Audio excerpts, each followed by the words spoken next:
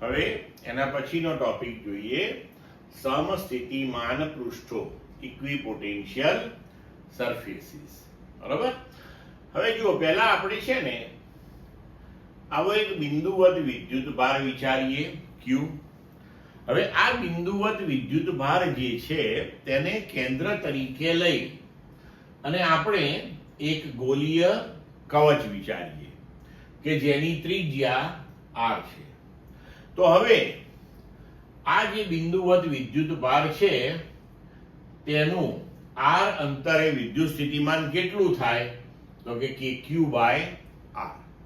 હવે આ જે ગોળીય કવચ આપણે વિચારી, એ ગોળીય કવચ ઉપરના કોઈ પણ બિંદુએ, ધારો કે આ ઉપરનું બિંદુ લઈ લઉં અહીંયા, તો અહીંયા સ્થિતિમાન કેટલું થશે? તો કે kq/r. આ નીચેનું બિંદુ વિચારીએ તો સ્થિતિમાન કેટલું થશે? તો કે kq/r. એનો મતલબ કે આ જે ગોળીય કવચ છે એ ગોળીય કવચના પ્રત્યેક બિંદુએ વિદ્યુત સ્થિતિમાન સમાન થશે. તો વિદ્યુત ક્ષેત્રની અંદર કોઈ એવા કાલ્પનિક પૃષ્ઠો આપણે વિચારી શકીએ કે જે પૃષ્ઠ ઉપરના દરેક બિંદુએ સ્થિતિમાન સમાન હોય. તો આવા પૃષ્ઠને સમસ્થિતિમાન પૃષ્ઠો કહે છે. તો સમસ્થિતિમાન પૃષ્ઠ એ એવું પૃષ્ઠ છે કે જે પૃષ્ઠ પરના બધા બિંદુઓએ સ્થિતિમાન સમાન હોય છે. હવે જો બિંદુવત વિદ્યુત ભારના સમસ્થિતિમાન પૃષ્ઠો આ આપણે સમજ્યા, એના ઉપરથી તમને ખ્યાલ આવે કે એ વિદ્યુત ભાર જેના કેન્દ્ર ઉપર હોય તેવી ગોળાકાર સપાટીઓ એ તેના માટે સમસ્થિતિમાન પૃષ્ઠો બને. બરોબર. હવે જુઓ કે આપણે આગળ ઉપર જોઈ ગયા કે એકમ ધન વિદ્યુત ભારને કોઈ એક બિંદુએથી બીજા બિંદુએ લઈ જવા માટે કરવું પડતું કાર્ય, તો એને આપણે લખીએ છીએ માઇનસ સંકલન a થી b. એટલે કે એકમ ધન વિદ્યુત ભારને આપણે a થી b સુધી લઈ જવા માટે કરવું પડતું ક્ષેત્રની વિરુદ્ધમાં કાર્ય, તો E.dr. બરોબર. અને આ જે કાર્ય છે એ આપણને તે બે બિંદુઓ વચ્ચેનો વિદ્યુત સ્થિતિમાનનો તફાવત આપે છે. આપણે આગળ ઉપર ભણી ગયા છીએ આ વસ્તુ. બરોબર છે. હવે જુઓ કે સમસ્થિતિમાન પૃષ્ઠ આપણે વિચારીએ તો સમસ્થિતિમાન પૃષ્ઠ પરના કોઈ પણ બે બિંદુઓ વચ્ચે સ્થિતિમાનનો તફાવત હોતો નથી, કારણ કે બંને બિંદુએ સ્થિતિમાન સમાન હશે.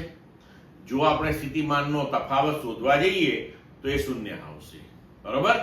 તો જો શૂન્ય આવે તો એનો મતલબ એ થયો કે આપણે સમસ્થિતિમાન પૃષ્ઠ ઉપર કોઈ પણ વિદ્યુત ભારને એક બિંદુએથી બીજા બિંદુએ લઈ જવા માટે કોઈ કાર્ય કરવું પડતું નથી.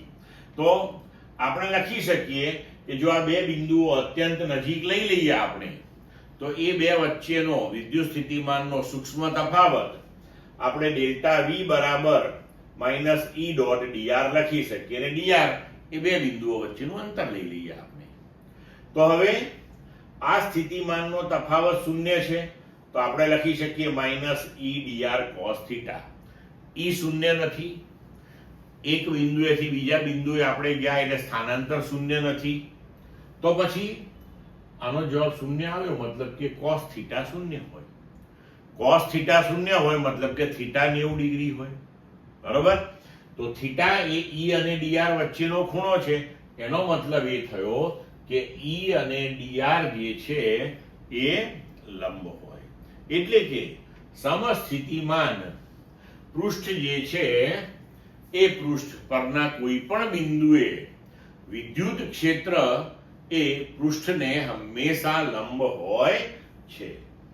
હવે જો સમાન વિદ્યુત ક્ષેત્ર હોય તો સમાન વિદ્યુત ક્ષેત્ર આપણે x દિશાની અંદર લઈએ તો તેના સમસ્થિતિમાન પૃષ્ઠો જે છે એ વિદ્યુત ક્ષેત્રને લંબ દિશાની અંદર એટલે કે yz સમતલની અંદર આપણને મળે, અથવા તો yz સમતલને સમાંતરે આપણને આવા પૃષ્ઠો મળતા હોય છે. અને જો આપણે હવે એક ધન અને એક ઋણ વિદ્યુત ભાર લઈએ એટલે કે ડાયપોલ લઈએ તો તેના સમસ્થિતિમાન પૃષ્ઠો આ આકૃતિમાં દર્શાવ્યા મુજબના હોય.